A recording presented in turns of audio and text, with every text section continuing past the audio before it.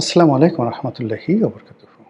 সম্মানিত দর্শক, কেমন আছেন আমাদের ডক্টর মোহাম্মদ ইউনূস, কিংবদন্তির অর্থনীতিবিদ, শান্তির নোবেল বিজেতা, অন্তর্বর্তীকালীন সরকারের প্রধান উপদেষ্টা, হিলারি ক্লিন্টনের বন্ধু, বিল ক্লিন্টনের বন্ধু, পশ্চিমাদের চোখের মণি, কলিজার টুকরা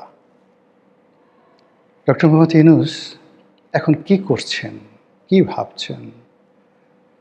তিনি কবে আবার বিদেশ যাবেন, কবে আবার হাসবেন, তার পরিণতি কী ইত্যাদি নিয়ে আপনারা কি কেউ কি কিছু ভাবেন? আমি কিন্তু ভাবি। আমি ভাবি যে এমন কেন হলো? এমন তো হওয়ার কথা নয়। আমরা তো তাকে ৫০ বছর রেখে দিতে চেয়েছিলাম কেউ। আমরা তো তাকে ৫ বছর রেখে দিতে চেয়েছিলাম অনেকে। আর নিদেন পক্ষে রাজনৈতিক দলগুলো তো ধরেই নিয়েছিল যে তিনি যেহেতু এসছেন ৩ থেকে ৪ বছর থাকবেন, রাজনীতির একটা ব্যালেন্স আসবে, তারপর ভালো একটা নির্বাচন হবে, সবাই আসবে। কিন্তু এ কী হলো? কিসের অভিশাপ? কিসের বদদোয়া?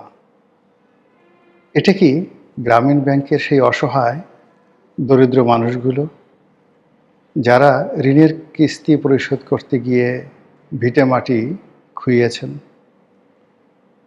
ঋণের কিস্তি পরিশোধ না করতে পারার কারণে যাদেরকে শীতের সকালবেলা নদীতে ঝাঁপ দিতে বলা হতো, ঋণের কিস্তি পরিশোধ করতে না পারার কারণে স্বামী স্ত্রীর মধ্যে বিচ্ছেদ হয়ে গেছে, অনেকে আত্মহত্যা করেছেন। তাদের অভিশাপ? নাকি ডক্টর মোহাম্মদ ইউনূস বিভিন্ন সময় বাংলাদেশে বহু মানুষের সঙ্গে ব্যবসা করার চেষ্টা করেছেন এবং প্রায় সবাইকে ঠকিয়েছেন? কর্মচারীকে, কর্মকর্তাদেরকে, পার্টনারদেরকে, যারাই তাকে বিশ্বাস করেছেন সবাই তার দ্বারা মারাত্মকভাবে ঠকেছেন, হাতে গোনা কয়েকজন ছাড়া। তাদের অভিশাপ? নাকি প্রকৃতির বিচার? প্রকৃতি যে কাজটি করে সেটি হলো, আপনি যে দেশে জন্মগ্রহণ করবেন সে দেশের মাটি এবং মানুষের সঙ্গে আপনার একটা মমত্ববোধ থাকবে। সে দেশের জন্য আপনি জীবন দেবেন, সে দেশের সীমান্ত রক্ষার জন্য আপনি জীবন দিলে আপনি শহীদ হবেন।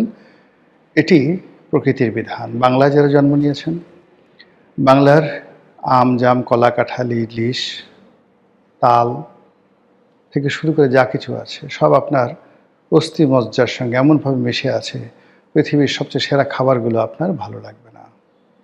যে মানুষগুলো এই তার মাতৃভূমির টান বাদ দিয়ে, তার মাতৃভূমির সঙ্গে সম্পর্ক বাদ দিয়ে অন্য ভূমে, পরভূমে তারা স্বর্গ খোঁজে। দেশের চাইতে বিদেশিদেরকে তাদের ভালো লাগে, বাংলার চাইতে ইংরেজি ভালো লাগে। দেশের মানুষকে চাকর মনে হয়, বিদেশিদেরকে প্রভু মনে হয়। এই সকল যারা মন মানসিকতা সম্পন্ন, তারা যত জ্ঞানী হন, গুণী হন, আল্লাহর গজব তাদেরকে তাড়া করে, যেভাবে মাইকেল মধুসূদন দত্তকে তাড়া করেছিল। এত বড় একজন কবি, এত বড় একজন মহান ব্যক্তি, কেবলমাত্র বাংলাকে তাচ্ছিল্য করার জন্য তার জীবন তছনছ হয়ে গেছিল এবং তিনি যখন বুঝলেন তার ভুল, তখন আর তার সেখান থেকে ফিরে আসার কোনো উপায় ছিল না। তো ডক্টর মোহাম্মদ ইউনূসের এই যে ১৭ মাসের পরাজয়, কিংবা একসময় যে শেখ হাসিনার সঙ্গে তার এত ভালো সম্পর্ক ছিল, শেখ হাসিনা তার পুরো জমানাতে ৯৬ থেকে ২০০১ পর্যন্ত পুরো জমানাতে ডক্টর মোহাম্মদ ইউনূসকে সারা দুনিয়াতে তিনি প্রমোট করেছেন, স্যার ডাকছেন। এমন কি হলো? শেখ হাসিনা কেন রাগ হবেন? এখানে তো রাগ হওয়ার কথা নয়। যে শেখ হাসিনা তাকে ৮০০ কোটি টাকা বিনা সুদে ঋণ দিয়েছেন গ্রামীণ ব্যাংকের জন্য, আর সেই ঋণের কারণে গ্রামীণ ব্যাংক টিকে ছিল, আদারওয়াইজ দেউলিয়া হয়ে যেত। সেই শেখ হাসিনা কেন, কি কারণে তার প্রতি বিক্ষুব্ধ হবেন? তাকে কেন সুদি বলবেন, সুদি ইউনূস বলবেন? কারণটা কি? একটু খুঁজে দেখেছেন? কিংবা ধরুন যে বিএনপি ২০০১ থেকে ২০০৬ পর্যন্ত তারাও ডক্টর মোহাম্মদ ইউনূসকে প্রমোট করেছেন, কিন্তু একাগারের সময় তার কর্মকাণ্ডের কারণে বিএনপিও তাকে বিশ্বাস করেনি। আবার ধরুন তার সঙ্গে ডেমোক্র্যাটদের একটা ভালো সম্পর্ক ছিল। ডোনাল্ড ট্রাম্প আসার সঙ্গে সঙ্গে আমেরিকার সমস্ত দরজা তার জন্য কেন বন্ধ হয়ে গেল? কি দোষ? কি করেছেন তিনি? তার চিন্তায় ত্রুটি, চরিত্রে, কর্মে, আচরণে, নাকি কি? একমাত্র আল্লাহ ছাড়া কেউ জানেন না। তবে গত 17 মাসে তিনি যেভাবে অপমানিত হয়েছেন, যেভাবে লাঞ্ছিত হয়েছেন, মানুষ যেভাবে তাকে গালাগাল করেছে এবং এখন পর্যন্ত করে যাচ্ছে, আমার শত্রু যে আছে তার ভাগ্যেও যেন এরকম জীবন নসিব না হয়। আল্লাহ তার তকদিরে কোথায় মৃত্যু রেখেছে, কিভাবে তিনি মরবেন আমি জানি না। আর তার মৃত্যুতে কতজন মানুষ জানাজায় হাজির হবেন তাও জানি না। তার মৃত্যু কি দেশে হবে না দেশের বাইরে হবে তাও জানি না। কিন্তু যতদিন তিনি জীবিত থাকবেন, তার এই যে অভিশপ্ত একটা জীবন, এই জীবন তাকে এবং তার পুরো পরিবারকে প্যারা দেবে। তিনি গত 17 মাসের থেকে যে কাজগুলো করেছেন, অনেক ভালো কাজ হয়তো করেছেন, আমরা জানি না। কিন্তু তার মন্দ কাজগুলো যেভাবে ব্র্যান্ডিং হয়েছে, তিনি তার গ্রামীণ ব্যাংকের জন্য, গ্রামীণ ফোনের জন্য, তার নিজের জন্য, তার নিজের পরিবারের জন্য, তার ভাই, ভাতিজা, স্ত্রী, কন্যা সকলের জন্য যা কিছু করেছেন, সব মানুষ নির্বিচারে নিন্দা করেছে। তিনি সবাইকে কথা দিয়েছেন, কারোর সঙ্গে কথা রাখেননি। তিনি সবার বন্ধু হওয়ার চেষ্টা করেছেন, কিন্তু অন্তর থেকে কারো বন্ধু হননি। ফলে বিদায় বেলায় তা নিয়ে তিনি কাউকে পাননি।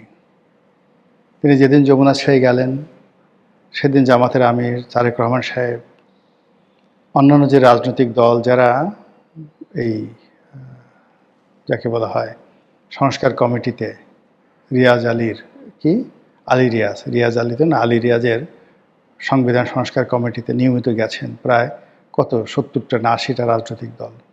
তারা ফুলের মালা নিয়ে যাবেন, অনেকে কেঁদে দিবেন, অনেকে চোখের পানি ফেলবেন, স্যার আপনি আমাদের ছেড়ে চলে গেলেন, এই হবে তার বিদায়।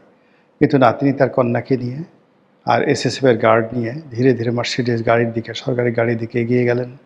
এখন আমরা জানলাম যে তিনি 1 বছর ভিভিআইপি প্রোটোকল নিয়ে তারপর তিনি থাকবেন। সবাই বলছে ভালোই হয়েছে। যদি ভিভিআইপি প্রোটোকল মানে এসএসএফের আন্ডারে থাকে, তাহলে তিনি পালাতে পারবেন না, দেশ ছেড়ে যেতে পারবেন না। সবসময় একটা নজরদারিতে রাখা হবে এবং বলা হচ্ছে যে তাকে ইচ্ছা করে এই কাজগুলো করানো হয়েছে, বা তিনি না বুঝে ইচ্ছা করে প্রোটোকলের মধ্যে তিনি পড়ে গেছেন। তিনি যদি ক্ষমতা ত্যাগের পরের দিনে চলে যেতেন দেশের বাইরে, কেউ হয়তো তাকে আটকাতো না, কিন্তু আজকের দিনে তার পক্ষে যাওয়াটা আদৌ সম্ভব কিনা এটা আমি বলতে পারবো না। যেটা আমি বলছিলাম যে গত 17 মাসে তিনি যে অসংখ্য শত্রু তৈরি করেছেন, সেই শত্রুদের মধ্যে বেশিরভাগই তার মিত্র। তাকে যারা ভালোবাসত, চোখ বুঝে ভালোবাসত, তারা অনেকেই এখন তার শত্রু। যারা তার দীর্ঘায়ু কামনা করতেন, তারা এখন চাচ্ছে না যে এই লোকটা বেশি দিন বেঁচে থাকুক। তারপর অনেকে চাচ্ছেন যে তিনি একটু জেলে যান, তার একটু হাতকড়া পরানো হোক, তার বিরুদ্ধে মামলা হোক, মোকদ্দমা হোক। আওয়ামী লীগের লোকজন যেভাবে সেই কোর্ট কাছারিতে গিয়ে ডিম থেরাপির শিকার হয়েছেন, তার সঙ্গে অন্ততপক্ষে এভাবে একটু ডিম থেরাপি হোক। অ্যাটলিস্ট মুরগির ডিম শক্ত বা হাঁসের ডিম শক্ত, সেগুলো পরিবর্তে যদি কোয়েল পাখির ডিমও মোটামুটি দেওয়া হয় তাকে, কিছু লোক আছেন যারা খুব খুশি হবেন, হাসবেন, ওরে জোরে হাসাহাসি করবেন। এটাই বাস্তবতা। এখন সেই লোকটি কেমন আছেন আমরা জানি না, তবে নিশ্চিত যে দিল্লি তাকে ছাড়বে না, কোনো অবস্থাতে দিল্লি তাকে ছাড়বে না। আওয়ামী লীগের কথা বাদ দেন, আওয়ামী লীগ একটা মানে নিজেরাই এখন বিপদগ্রস্ত, আগামীতে কাদের কি বিপদে করবেন সেটা পরের ব্যাপার। কিন্তু দিল্লি তো একটা রাষ্ট্র, নরেন্দ্র মোদী যে ম্যান। এবং এই পৃথিবীতে গত নরেন্দ্র মোদী 2014 থেকে এই পর্যন্ত পৃথিবীর অনেকগুলো যে গ্লোবাল ডিসিশন, সেই গ্লোবাল ডিসিশন গ্রহণের ক্ষেত্রে বা গ্লোবাল ডিসিশন রহিত করার ক্ষেত্রে যে নরেন্দ্র মোদীর গুরুত্বপূর্ণ ভূমিকা ছিল, তিনি ডক্টর মোহাম্মদ ইউনূস দ্বারা গত 17 বছর যে নির্যাতিত হয়েছেন, নিপীড়িত হয়েছেন, অপমানিত হয়েছেন, লাঞ্ছিত হয়েছেন, যাকে রীতিমতো চু-লিং পং করে দেওয়া হয়েছে সরকারের পক্ষ থেকে। এখন এই চু-লিং পং নাকি যাকে বলা হয় খুব ভালো একটি বাংলা ভাষা, ভালো কথা। এখন এই বাংলা ভাষাটাকে যদি জনাব নরেন্দ্র মোদী তিনি ডক্টর মোহাম্মদ ইউনূসের জন্য গলার মালা করে তার গলায় ঝুলিয়ে দেন, তার পোশাক বানিয়ে দেন এটা দিয়ে, এই শব্দ দিয়ে সারা শরীরে শুধু এগুলো লেখা থাকবে। রুদ্রাক্ষের মালার উপর চু লিং পং লিখে তার গলায় বিরাট একটা মালা ঝুলিয়ে দেন, হাতে এরকম একটা মালা ঝুলিয়ে দেন যে সারাদিন আপনি ওইটা বলেন, ইয়া মবু ইয়া মবু ইয়া চু লিং পং। মানে চু লিং পং মানে সুদ লিং পং, বাট আমি একটু ভদ্র করে চু লিং পং বলছি আর কি।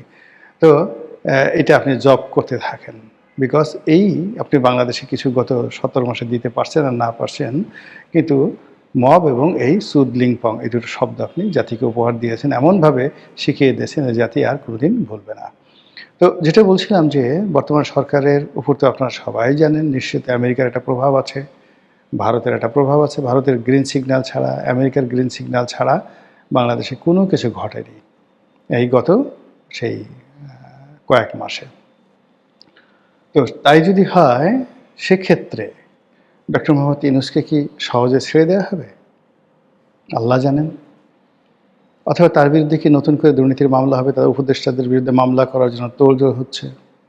সমস্ত উপদেষ্টারা ত্রাহি ত্রাহি করছে, কেউ আন্দোলনের হুমকি দিচ্ছে, কেউ গণ অভ্যুত্থানের হুমকি দিচ্ছে, কেউ বলছে বিদেশে পালিয়ে যাওয়ার যেতে পারতাম কিন্তু না গেছি, কেউ ব্যাংক হিসাব দাখিল করছে, কেউ বলছে আমি চোর না, আমি দুর্নীতিবাজ না, আমি জীবনে কোনো দিন দুর্নীতি করি নাই, আমি কোনো দিন মানে কী বলবো কোনো দুর্নীতি করি নাই, 1 টাকারও দুর্নীতি করে নাই। এই সকল কথাবার্তা শুনে বোঝা যায় যে কি পরিমাণ চাপের মধ্যে উপদেষ্টারা রয়েছে। আর উপদেষ্টারা যদি চাপের মধ্যে থাকে, ডক্টর মোহাম্মদ ইউনূস কি চুমার মধ্যে থাকবেন, চুম্বনের মধ্যে থাকবেন? প্রশ্নই আসে না। এবং সেক্ষেত্রে কী হবে, তার যে পুরনো মামলাগুলো সেগুলো যদি নতুন করে চালু হয়, তার বিরুদ্ধে যদি আবার নতুন করে মামলা হয়, আবার তাকে যদি কোর্ট কাছারিতে ঘুরতে হয়, তিনি তখন জোরে জোরে চিৎকার করে বলবেন যে আগেই ভালো ছিলাম, আগে সিঁড়ি দিয়ে উঠতাম হেঁটে হেঁটে, পেছন থেকে কেউ গালি দিত না, কেউ ডিম মারত না, আগে কখনো হ্যান্ডকাপ পরানো হয়নি, আগে খাঁচার মধ্যে ঢোকার নিয়ম ছিল কিন্তু ম্যাজিস্ট্রেট ভদ্রতা করে আমাকে খাঁচায় ঢুকায়নি, আমি নাটক করার জন্য খাঁচায় ঢোকার চেষ্টা করেছি, আর এখন একই হলো, একই ঘটছে, এও কি দুনিয়া, এও কি সম্ভব?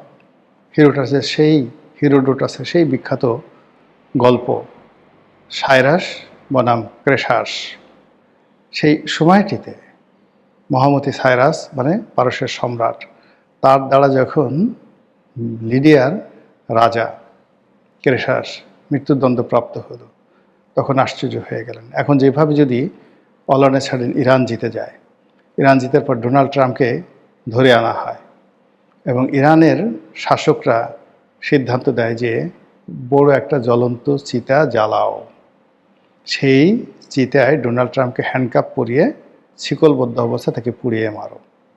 তখন ডোনাল্ড ট্রাম্প যেভাবে আশ্চর্য হবেন, ঠিক এরকম ঘটনা এই পৃথিবীতে ঘটেছিল। তখন পারস্যের সম্রাট ছিলেন এই সাইরাস দ্য গ্রেট। তখন ছোট্ট এখনকার যে পারস্য তার চেয়েও ছোট পারস্য ছিলেন তিনি। তখন যে রাজার কথা বলছি, লিডিয়ার রাজা ক্রেশাস, এই তুরস্ক, পুরো তুরস্কের এই অঞ্চলে ছিল তার রাজধানী, এবং তুরস্ককে কেন্দ্র করে বসফরাস প্রণালী পার হয়ে পুরো ইউরোপে রাজা ছিলেন। মোর দ্যান 400 ইয়ার্স তার বংশ রাজত্ব করেছিল প্রাচীন দুনিয়াতে। সেই বংশের সবচেয়ে পাওয়ারফুল সম্রাট ছিলেন সম্রাট ক্রেশাস। আর সম্রাট ক্রেশাসের অধীনে ছোট্ট একটা সামন্ত রাজা ছিলেন সাইরাস। সেই সাইরাসের কাছে ক্রেশাস পরাজিত হয়েছিলেন যুদ্ধের ময়দানে। আর সাইরাস তাকে বলছিলেন যে ওকে বন্দি করে চিতার আগুনে ফেলে জ্বালিয়ে পুড়িয়ে মারো। যখন তাকে চিতার আগুনে নিয়ে যাওয়া হচ্ছিল, তিনি খুব অবাক হয়ে আশ্চর্য হয়ে আকাশের দিকে তাকিয়ে বলেছিলেন, হে বিধাতা, এও কি সম্ভব? এই ঘটনা পৃথিবীতে অতীতে বহুবার ঘটেছে। আগামীতে যে ঘটবে না, এটা কি পারস্য কিংবা বাংলায়, এ কথা আপনি আমি বলতে পারি না। মহান আল্লাহ আমাদের সবাইকে হেদায়েত দান করুন এবং হেফাজত করুন। আসসালামু আলাইকুম ওয়া রাহমাতুল্লাহি ওয়া বারাকাতুহু।